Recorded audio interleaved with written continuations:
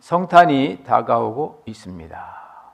성탄은 하나님의 사랑이 가장 크게 극적으로 나타난 것입니다. 사랑하는 아들을 이 땅에 보내시어 모든 인류를 구원하시는 하나님의 엄청난 사랑이 바로 성탄절에 이루어진 겁니다. 그래서 이 땅에 있는 모든 성도들과 교회들은 1년에 한 번 주님의 오시는 그 거룩한 그 탄일을 기억하면서 하나님의 사랑을 한 번 더 회상하고 그 하나님의 사랑으로 인하여 우리가 다시 사는 것을 기뻐하며 감사하게 됩니다. 그래서 예수 그리스도의 오심은 큰 기쁨의 소식이라고. 여러분, 성탄을 맞아도 여러분 기쁩니까? 여러분, 성탄을 맞이한 이 시간에 그 성탄절이 기다려집니까? 오히려 한국 소식이나 미국 소식에 우리 마음이 더 평안을 빼앗길 수도 있고, 또 여러 가지 모임들과 식사 계획과 모든 것들이 우리의 마음을 더 번잡하게 하지는 않습니까? 예수님의 오심이 우리들에게 큰 기쁨의 소식이 되기 위해서는 예수님의 오심이 우리에게 복된 소식이 되어야 되는 겁니다. 세상에는 어떤 뉴스보다도 하나님의 사랑이 예수님을 통하여 우리 곁에 와 있다. 이제 나도 하나님의 그 엄청난 사랑 속에 들어갈 수 있는 자격이 있구나 하는 것을 깨닫는 그것이 가장 큰 기쁨의 소식이 될 때 우리는 성탄을 기다리게 되고, 그날이 정말 내 인생의 최고의 환희의 날이 되는 겁니다.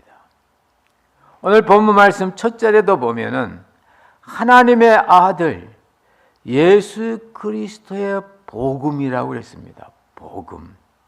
우리 한번 따라서 해볼까요? 복음. 복음이란 말은 유한겔리온이라는 이 말인데 본래 뜻은 교회가 쓰는 말이 아니었습니다. 이건 왕궁 언어입니다. 그래서 나이 많은 황제가 후계자도 없이 이제 죽을 때가 되면 고대 사회는 황제가 다음 황제를 이어놓지 못하면 여러 각 토우들이 귀족들 간에 싸움과 전쟁이 일어나서 자가 황제가 되려고 하니까 그러면 백성들이 힘이 드는 겁니다. 그래서 백성들의 원함은 황제가 나이가 들면 반드시 다음 후계자가 있어서 편안하게 다음 단계로 가는. 그런데 이 늙은 황제에게 이제 젊은 아내가 있었는데 갑자기 이 아내가 임신을 하고 이 아내가 드디어 10개월 만에 옥동자 같은 그런 황제 아들을 탄생시켰습니다.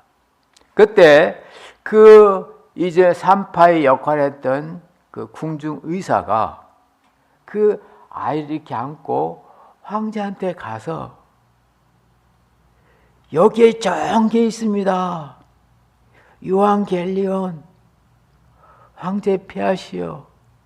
드디어 이 나라가 평안한 가운데 황제 다음을 이을 이 아들이 여기 있습니다. 그때 그 의사가 옥동자 같은 황제 아들을 들고 그 황제 앞에 가서 탁 외치는 소리가 유한겔리온, 유한겔리온. 초대교회는 바로 황제가 쓰는 이 유한겔리온을 하나님이 세상을 사랑하셔서 이 땅에 예수 그리스도 독생자를 인간의 몸으로 보낸 이것이 바로 황제가 다음 후계자를 잇는 그런 소식인 것처럼 이게 바로 유한겔리온이다. 굿뉴스다. 복음이다. 하나님의 아들 예수 그리스도의 복음이 이렇게 시작됐다는 겁니다. 그러므로 이 복음의 소식을 접하는 사람마다 됐다, 우리는 살았다, 이젠 전쟁이 없다, 전쟁에 끌려나가지 않아도 된다, 가족과 헤어지지 않는다, 우리는 행복하게 살 수 있다는 그런 가능성이 오니까 유한겔리온이라는 소식만 듣는 사람마다 기쁘고 감사하고 충만하고 그 소식이 들려지기를 기다리는 겁니다. 마치 우리들에게는 예수님의 오심이 그랬던 것처럼 예수님의 다시 오심이 우리들에게는 최고의 소망이고 최고의 굿뉴스가 될 줄로 믿습니다. 여러분, 그렇지 않나요? 세상에 어떤 소식을 들어도 끝이 있어요. 좋은 소식도 끝이 있고 흉한 끝이 있습니다. 근데 예수님 재림 하면 모든 게 그냥 다 덮어져요. 아이고 실패했는데 예수님 재림 하면 그냥 실패 성공 상관없는 거예요.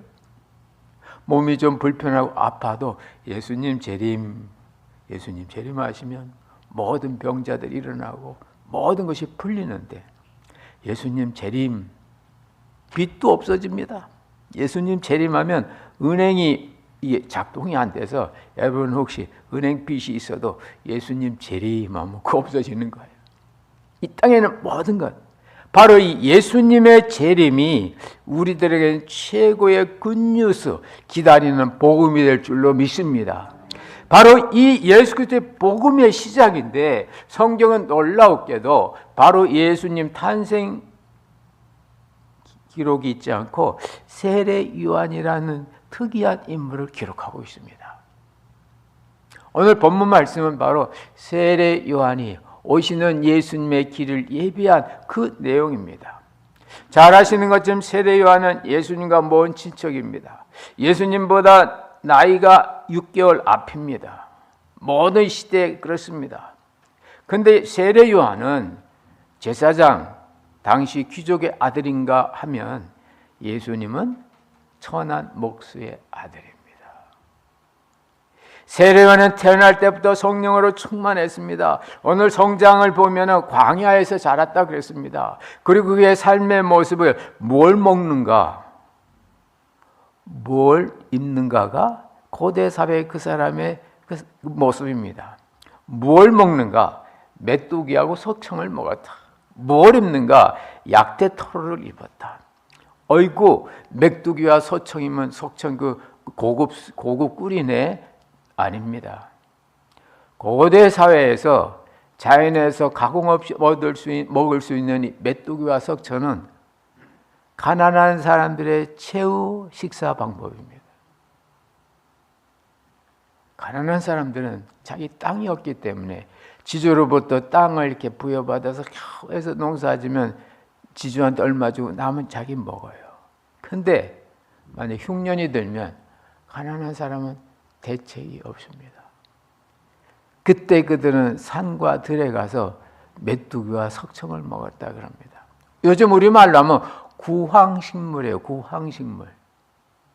너무 마지막 식사, 마지막. 그러니까 세례 요한이 이 구황식물로 이렇게 먹었다는 말씀은 세례 요한의 삶이 아주 검소하고 가장 밑바닥 같은 삶을 살았다. 또한 그가 입던 옷은 약대토롯입니다. 약대토롯은 인간의 손이 가지 않은 아주 값싼 허름한, 인간적으로 볼 때 세례 요한의 모습은 볼품이 없다.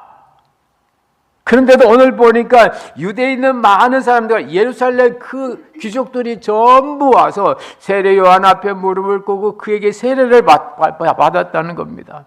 도대체 세례 요한이 이러한 볼품없는 모습 속에서 뭘 했기에 그 콧대서인 예루살렘의 귀족들과 온 유대 지방에 있는 사람들이 다 나와서 이 세례 요한에게 무릎을 꿇고 세례를 받았을까요? 그가 외친 소리입니다. 광야에서 외치는 소리, 성전에서 외치는 소리, 사람 들으라고 사람 대중 앞에서 외치는 소리가 아니고 광야에서 아무도 없는 데서 그는 계속해서 외쳤던 겁니다. 여호와의 말씀이다. 회개하시오. 그리고 회개에 합당한 열매를 맺으시오. 군인들은 다 자기의 요로 족한 줄 아시오. 세리들은 다른 사람 등쳐먹지 마시오.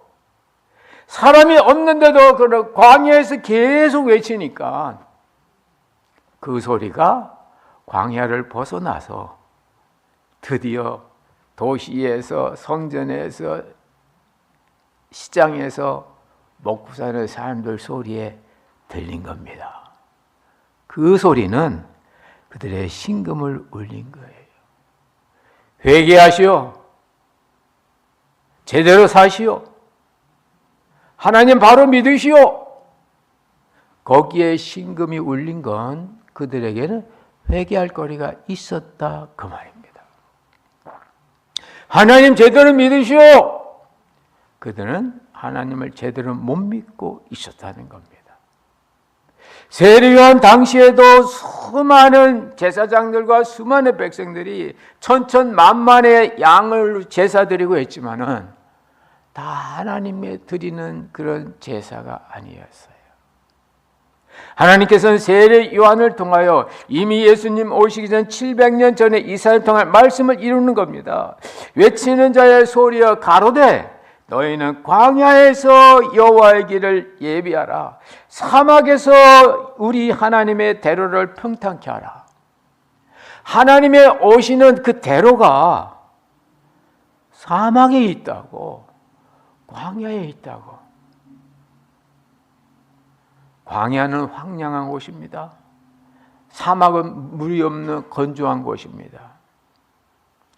우리의 마음이 황량한 광야에 같을 때, 우리 마음이 삭막한 사막과 같을 때, 바로 그때 하나님의 음성이 들리면서 바로 하나님 여호와의 길을 예비하는, 오늘 성경에 보니까 바로 이 광야에 세례 요한이 나아갔다고 되어 있습니다. 본문 말씀 4절입니다.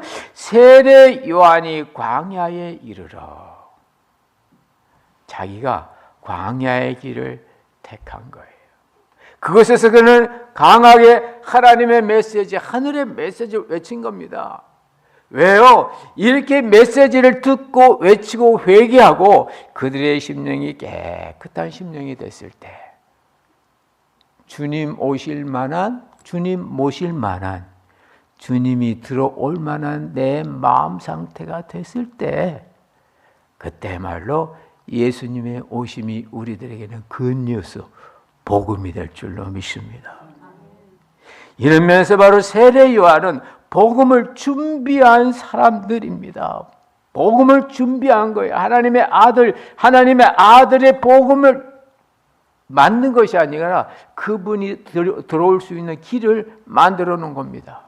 구체적으로 그것은 바로 회개의 세례입니다. 광야에서 회개의 세례를 베풀었다고 그렇게 되어 있습니다. 여러분, 세례가 뭘까요? 여러분 하면 다 유아 세례 받았는데요. 16세 때 교회에서 목사 장로님들한테 점검 받고 목사님이 교회 앞에서 성부와 성자와 성령으로 세례를 줬는데요. 어떤 형태든지 군대에서 받았네요. 학교 다닐 때 받았네요. 여러분 우리가 다 그래도 예수 믿는다 하면은 세례는 다 받게 돼 있습니다. 도대체 이 세례가 뭡니까? 회개가 뭡니까? 그것은 바로 나의 삶의 방식을 바꾸겠다는 외적인 증표입니다. 내가 이렇게 안 살겠습니다. 내 마음대로 하나님을 등지고 살지 않겠습니다. 이젠 제가 하나님과 화해하면서 살겠습니다. 내가 이제는 평화의 사람이 되기 원합니다. 새로운 사람이 되기 원합니다. 새로운 라이프 스타일의 삶을 살기를 원합니다. 라는 그런 외적인 표시가 바로 세례입니다. 베드로 사도는 베드로전서 3장 22절에서 이렇게 말씀하고 있습니다. 물은 예수 그리스도의 부활하심으로 말미암아 이제 너희를 구원하는 편이 곧 세례라. 그러면 세례만 받으면 구원받은 것일까요? 여기 보니까 너희를 구원하는 표가 세례라고 그랬으니까. 그래서 바로 그 앞에 보면 노아 방주 사건을 말하고 있습니다. 여러분 이 시간에 노아 방주 사건만 잠시 생각하면 세례의 의미와 축복과 거기 안에 있는 모든 걸 알 수가 있습니다. 노아는 의인이었습니다. 하나님의 은혜를 입었습니다. 하나님의 은혜가 오고 나니까 시대를 이기는 힘이 있는 겁니다. 노아 시대에 많은 사람들이 하나님을 역행하는 삶을 살았지만은 노아만은 하나님께 순종하는 삶을 살았습니다. 하나님께서 노아에게 명령하셨습니다. 방주를 지어라. 방주를 지었습니다. 방주는 배입니다. 그러면 배를 만들려면 강이나 바다처럼 물이 있는 곳에서 만들어야 되는데 하나님께서 방주를 육지에서 만들으라고 잣나무를 갖다가 그 땅에서 방주를 만들으라고. 노아는 하나님의 말씀에 순종했습니다. 이해 안 되지만 따랐습니다. 해봤습니다. 땅에서, 물도 없는 땅에서 방주를 지었습니다. 많은 사람이 조롱합니다. 많은 사람들이 판단합니다. 많은 사람이 반대합니다. 배를 지으면 강이나 바다에서 지어야지 왜 육지에서 땅에서 그것도 잣나무의 산에서 짓습니까? 당신 미쳤습니다. 당신이 보기에 나는 미쳤을지 모르지만 나는 하나님의 말씀대로 하는 겁니다. 하나님께서 보이신 식양대로 3층으로 정확히 방주를 따졌습니다. 안팎에 다 역청으로 칠했습니다. 그 안에 모든 생명체들을 다 넣게 했습니다. 성경을 보고 나니까 하나님께서 비를 내리게 하셨어요. 40일 동안 비를 내리셨어요. 창세기 7장 17절입니다. 홍수가 땅에 40일이 있었는지라 물이 많아서 방주가 땅에서 떠올랐더라. 할렐루야. 땅에서 방주가 떠올랐습니다. 이전에 있는 사람들은 어떻게 했습니까? 방주, 배는 강이나 바다에서 만들어야 거기서 물이 있어야 배가 뜨지요. 진수식이라고 하죠. 현대에서 그 엄청난 수만 톤 배를 만들고 처음에 이렇게 바닷물 속에서 집어넣을 때 물이 있어야 배가 소용이 있는 겁니다.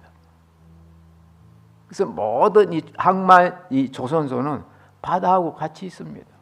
그런데 이 노아의 조선소는 이 땅에 있어, 육지에, 산에 있었습니다. 이게 신앙이고 이게 믿음일 수 있습니다. 때때로 우리가 교회 다니고 때때로 기도하고 때때로 하나님께 할렐루야하고 하나님 믿습니다 하는 것이 세상 사람들이 보기에는 어리석어 보이고 틀린 것 같이 보이고 비판하고 반대할지 모르지만은 그것이 내 중심의 신앙이라면 중심대로 하는 게 믿음입니다. 언제 표가 날까요? 하나님의 역사가 분명히십니다. 드디어 땅에 비가 쏟아졌습니다. 40일 밤낮으로 비가 쏟아졌습니다. 강이 넘칩니다. 바다가 넘칩니다. 물이 전부 육지로 올라옵니다. 사람들은 그때까지라도 방주에 들어갈 생각도 안 하고 그저 어우적거립니다. 40일 동안 계속 비가 오니까 드디어 방주에 있는 곳에 물이 오고 방주에 있는 산 밑까지 물이 찹니다. 일정한 물 높이가 올라가니까 알키메데스 원리처럼 배의 분량보다 더 큰 물이 오니까 드디어 배가 물에서 뜨는 겁니다. 어느 순간이 하나님께서 이 땅에 은혜의 물을 보낼 때가 있습니다.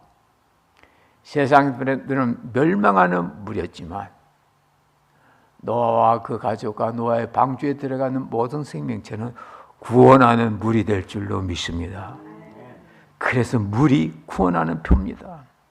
다시 베드로전서 3장 21절 다시 읽으면 물은 예수 그리스도의 부활하심으로 말미암아 우리를 구원하는 표인데 이걸 우리들에게 확증해 주는 게 세례다.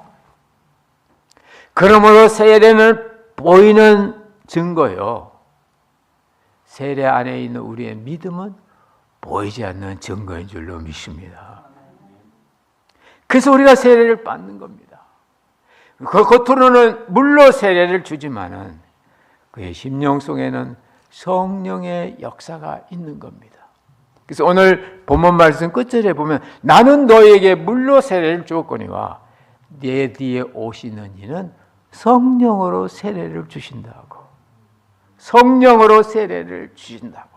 본문 말씀 8절입니다. 그러므로 우리의 믿음 생활은 바로 세상의 반대와 세상의 비판과 세상의 어려움이 있어도 이게 내 신앙이야. 이게 내 믿음이야. 내가 아무리 중심에 기도해도 하나님이 이걸 원하셔. 그때 믿음으로 하시기를 주의 이름으로 축원합니다. 때가 되면 분명히 하나님께서 여러분의 믿음을 떠올릴 만한 사건을 허락하십니다. 노아가 그렇게 비가 많이 올 줄 어떻게 알았겠습니까? 다만 믿음으로 했을 뿐이에요. 나중에 비가 40일 오고 나니까 땅에서 배 만들기 잘했지요. 그때 땅에서 뜨는 겁니다. 그때 뜨는 겁니다. 바로 이 같은 은혜의 역사가 우리에게 나타날 때 은혜는 정말 예수 그리스도의 오심이 우리에게는 은혜의 사건이 될 줄로 믿습니다. 그 도로에게 보니까 세례 요한이 외친 것은 회개였습니다. 회개. 따라서 해볼까요? 회개. 회개라는 말씀은 본질을 바꾸는 겁니다. 비본질에서 본질로 들어오는 겁니다. 세상 사람들 보면요. 세상 사람들 보면요. 다 비본질적인 일에 다 목숨을 걸어요. 그런 말이 있잖아요. 한국 사람은 하찮은 일에 신경질 낸다고. 별거 아닌데 하찮은 일에 목숨을 건다고. 비본질적인 것. 왜 사람이 비본질적인 일을 할까요? 왜 사람이 사람답게 못 살까요? 왜 사람이 힘들고 지친데도 왜 합당한 결과를 못 얻을까요? 그것은 비본질에 빠져서 그렇습니다. 비본질에 빠져서 그렇습니다. 사랑을 구합니다. 많은 사람으로부터 인정받고 존경받기를 원합니다. 영어에 보면 dignity란 말, dignity. 품이 있다, 품격이 있다. 존경스럽다. 물론 respect란 말도 있지만 dignity란 말이 있습니다. 근데 많은 사람들이 다른 사람의 인정을 받고 존경을 받고 추앙을 받길 원해요. 원해요. 실제 그렇게 또 그걸 위해서 해요. 근데 나중에 보면 그 디그니티가 오래 못 가야 되거든요. 왜 그럴까요? 사랑을 구해서 그렇게 쓰고 노력하려 사랑을 위해서 밥도 많이 사주고 사랑을 위해서 많은 투자를 했는데도 때가 지나면 그 사랑이 식습니다. 왜 그럴까요? 안전을 그렇게 위하고 안전을 그렇게 원하면서도 성공을 원하면서도 궁극적인 성공을 못하는 이유가 무엇일까요? 바로 비본질에 빠져서 그런 겁니다. 사랑의 본체이신 하나님을 등지고 사랑을 추구하러 나갑니다. 우리를 영광스럽고 우리로 하여금 어떤 품위와 품격 있는 삶을 주시는 그리스도를 등지고 자기가 성공하려고 하고 자기가 어떤 품위를 유지하려고 합니다. 가장 안전한 처소인 하나님의 보호하심을 등지고 자기가 자기의 안전을 책임지려고 합니다. 사랑의 본체이신 하나님께 돌아오는 것, 영광의 본체이신 하나님께 돌아오는 것, 안전의 본체이신 하나님께 돌아오는 것이 바로 우리를 사랑의 사람으로, 영광의 사람으로, 강건한 사람을 바꿀 줄로 믿습니다. 그리 돌아오려는 겁니다. 그게 들어오려는 겁니다. 그것이 바로 세례요한을 통해서 주신 하나님의 메시지입니다. 회개하라고, 돌아오라고. 예수님께서도 수고하고 무거운 짐진 자들아, 목욕탕 가서 쉬어가라. 수고하고 무거운 짐진 자들아, 멋진 여행을 떠나가라. 수고하고 무거운 짐진 자들아, 돈 많이 벌어라 하지 아니하고, 수고하고 무거운 짐진 자들아, 내게로 오라. 할렐루야. 예수님 안에 모든 게 다 들어있다 그 말입니다. 실제 마태는 그렇게 기록하고 있어요. 수고하고 무거운 짐진 분들은 다 제게 오시오. 28절인데 마태 27절에 보면 아버지께서 모든 걸 내게 주셨다고. 아버지께서 내게 모든 걸 주셨다고.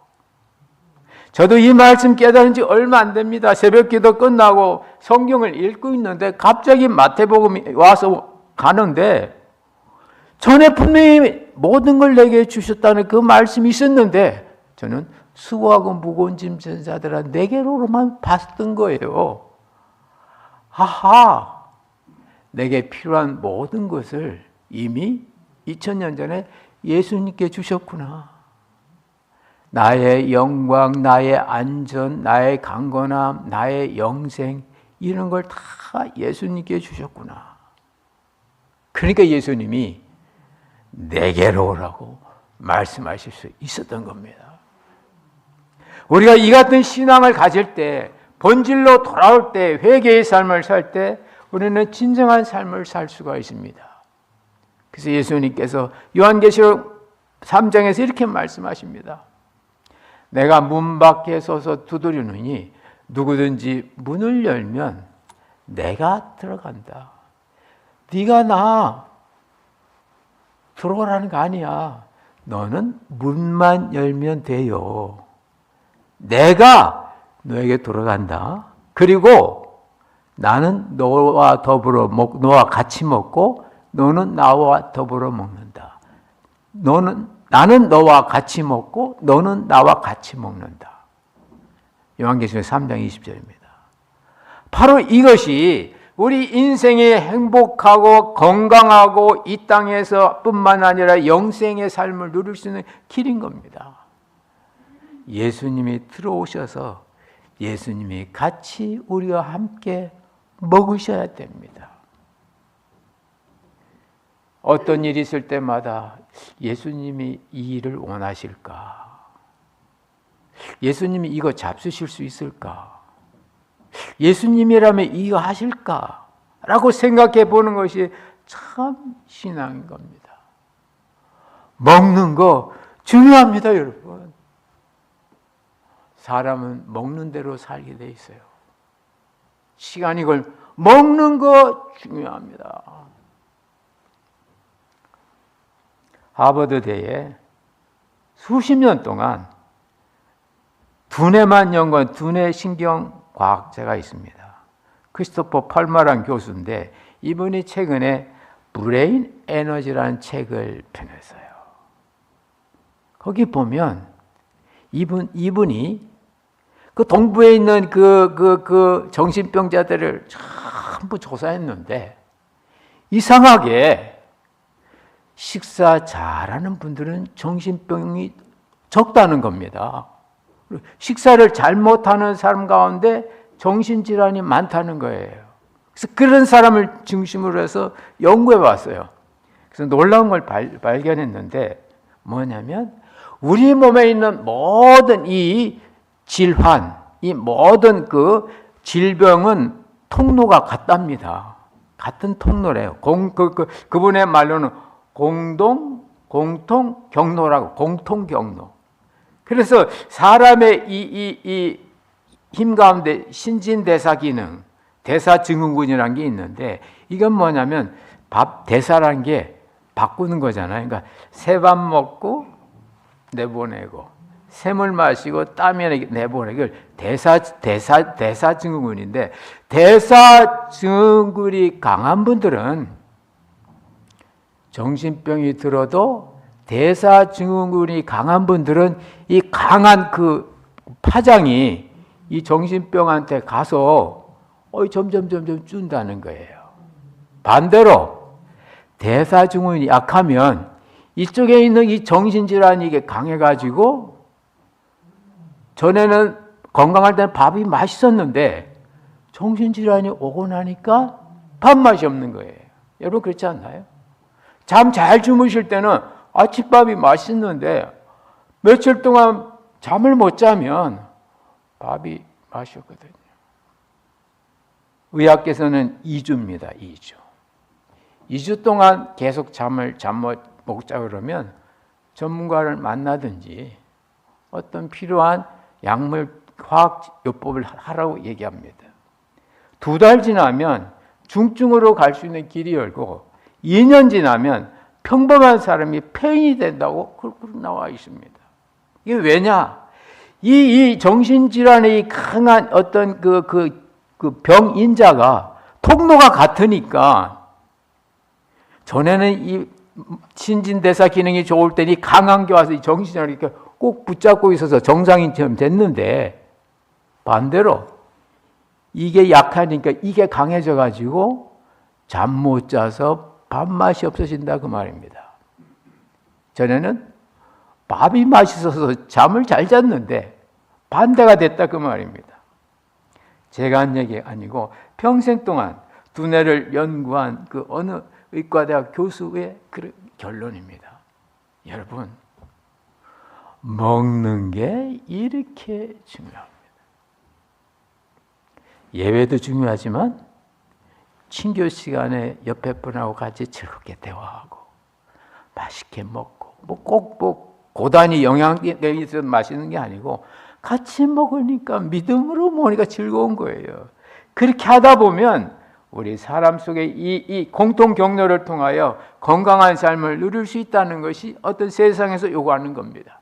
영적으로 우리들은 뭘 먹나요? 영적으로 누구와 교제하나요? 누구와 가깝습니까? 누가 가장 친합니까? 여러분의 친한 친구는 누굽니까? 여러분의 죄와 여러분의 부담을 담당한 진짜 좋은 친구가 누굽니까? 죄짐 맡은 우리 구주 어찌 좋은 친구인지. 죄짐 맡은 우리 구주. 세상 친구 여러분 죄 맡아주세요. 세상 친구 여러분 진짜 부담이 되는 그 짐 맡아주세요. 안 맡아줍니다. 아니 못 맡아줍니다. 자기도 힘든데 어떻게 다른 사람 짐까지 집니까? 예수님은 모든 걸 다 가지신 분이기에 우리의 죄뿐만 아니라 무거운 인생의 짐도 맡아주실 줄로 믿습니다. 이 예수님과 같이 예수님과 동행하고 예수님과 더불어 사는 인생이 가장 복된 인생인데 이 예수님께서 오신 날이 바로 성탄인 겁니다. 이 성탄을 맞이할 때마다 우리는 세례 요한의 이 외침을 기억해야 됩니다. 내 뒤에 오시는 이가 분명히 있는데 그는 나보다 능력 많으신 분인데 그를 맞이하기 위해서는 회개하라고. 구원하는 표, 보이지 않는 그 구원의 표, 성령의 표를 가지라고. 그리고 온전한 심령이 됐을 때 하나님은 역사한다고. 때때로 우리 마음이 광야와 같이 황량할 때, 때때로 우리 마음이 사막과 같이 막막할 때, 그때마다 광야의 사막으로 길 내시며 오시는 이 예수 그리스도의 오심이 여러분에게는 복음이 되시기를 주의 이름으로 축원합니다. 이 예수님을 여러분 마음에 영접하시고 이 예수님과 더불어 먹고 사셔서 여러분 인생이 예수님의 인생을 닮아가는 그런 삶이 돼서 예수님이 그러하셨던 것처럼 사랑하는 아들, 딸의 그런 대열에 들어가셔서 우리의 인생이 복된 인생이 되시기를 주님의 이름으로 간절히 부탁드립니다. 같이 기도하겠습니다.